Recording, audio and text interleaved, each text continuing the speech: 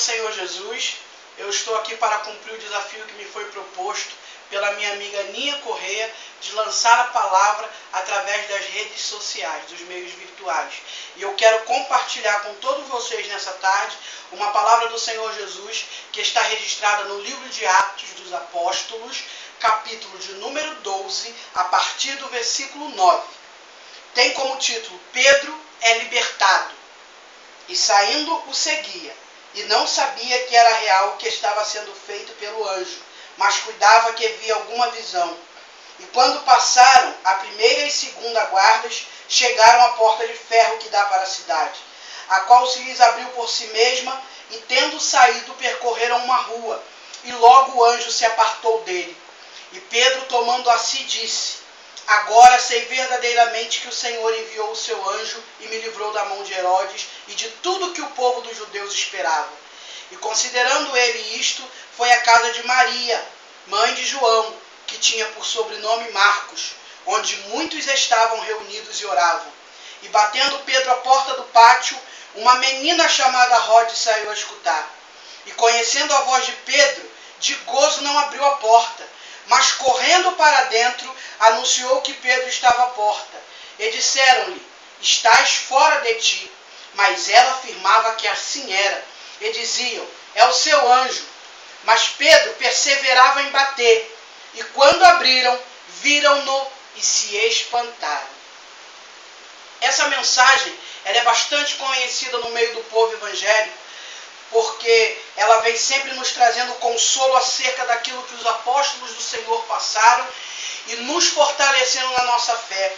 Mas de uma forma especial, essa passagem me chama a atenção nessa tarde, porque ela vem nos lembrando da importância que há na oração, da importância que há no ato de ter fé. Pedro foi aprisionado por Herodes simplesmente por ser um homem de Deus e porque Herodes queria se transformar em alguém mais importante do que era.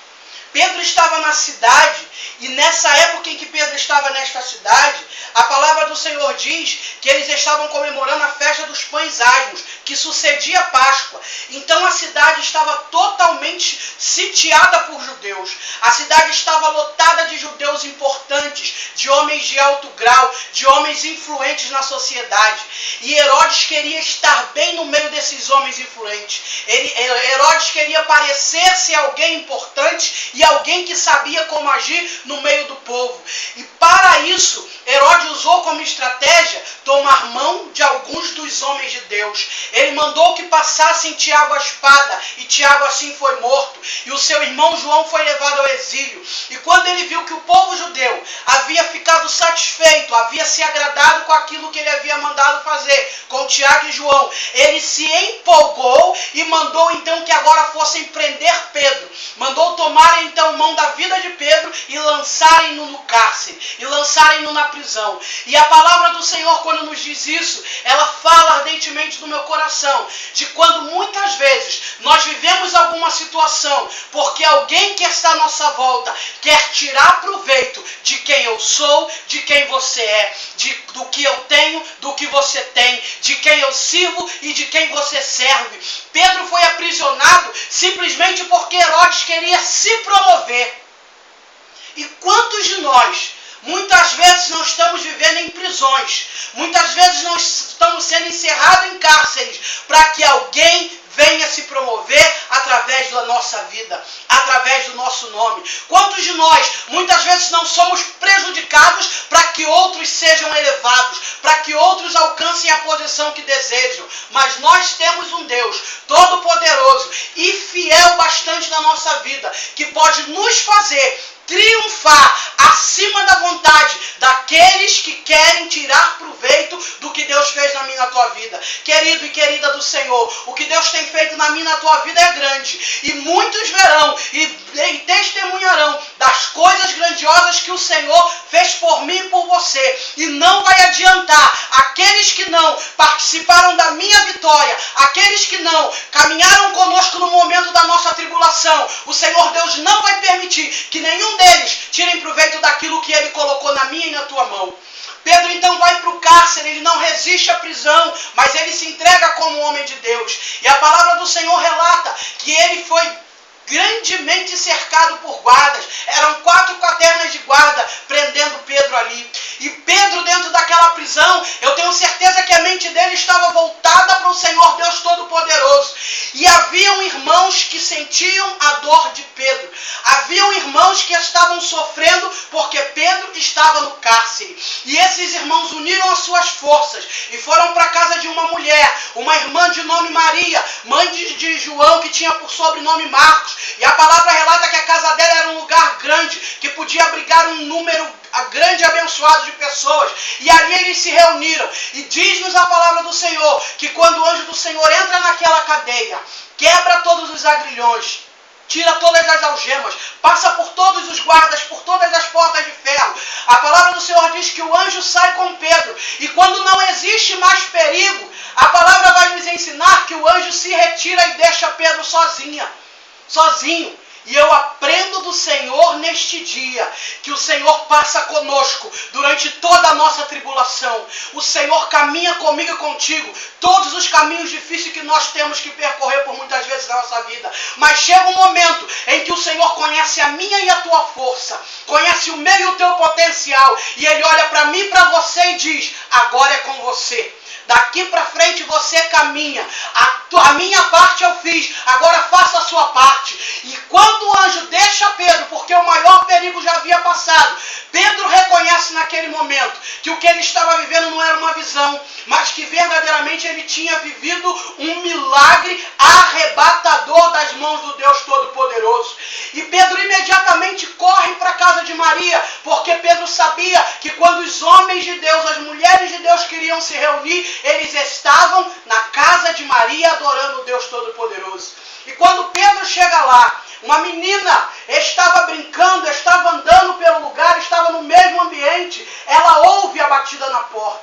E quando ela vai atender aquela porta, ela reconhece Pedro. E a palavra do Senhor nos assegura que a alegria de Rode foi tão grande que ela ficou sem saber o que fazer. Ela não sabia se entrava, se saía, se gritava, se chorava, se sorria. O coração dela parecia que ia saltar.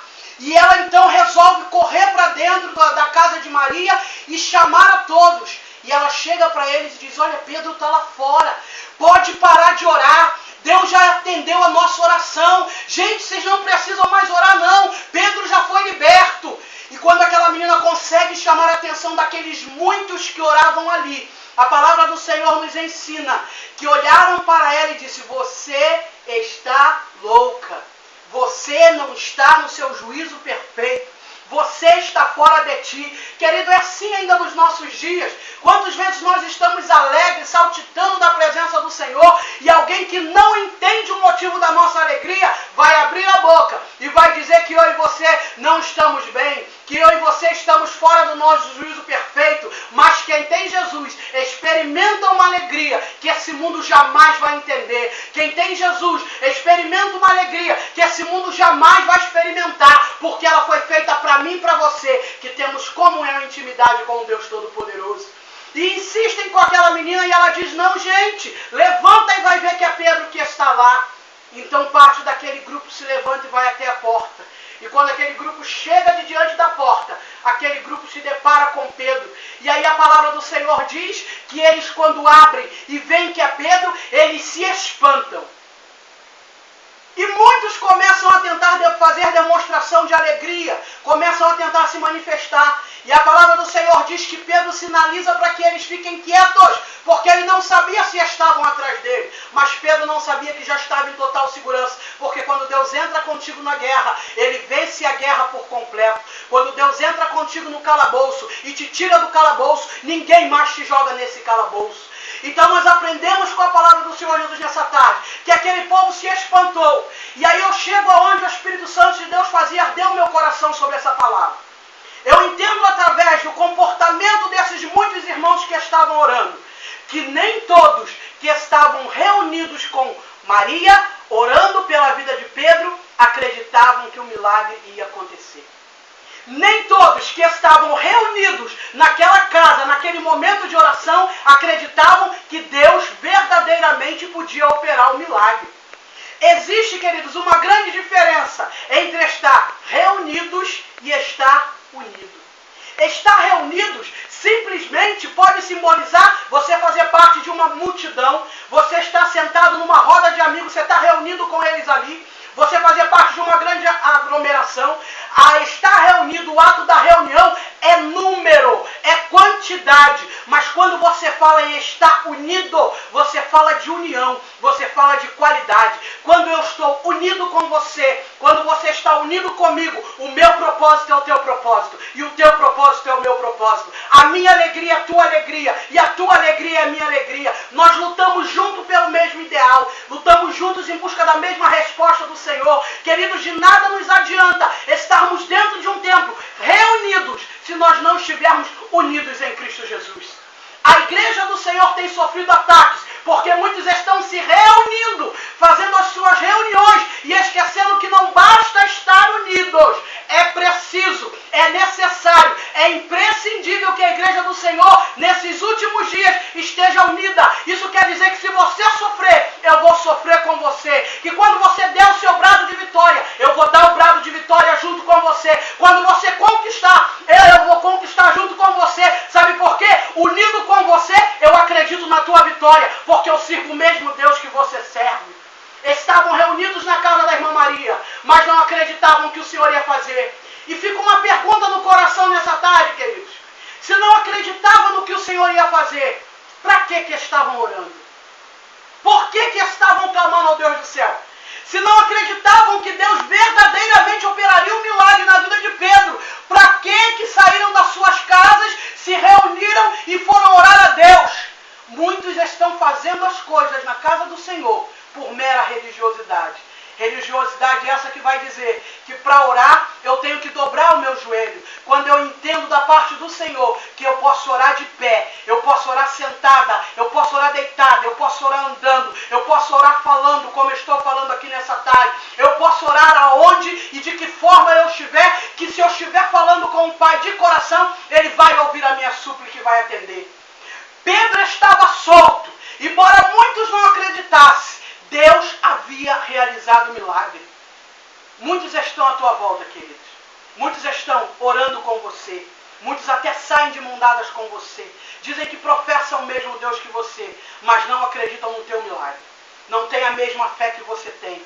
Mas eu quero, em nome de Jesus, ministrar para a tua vida nessa tarde. O milagre vai chegar.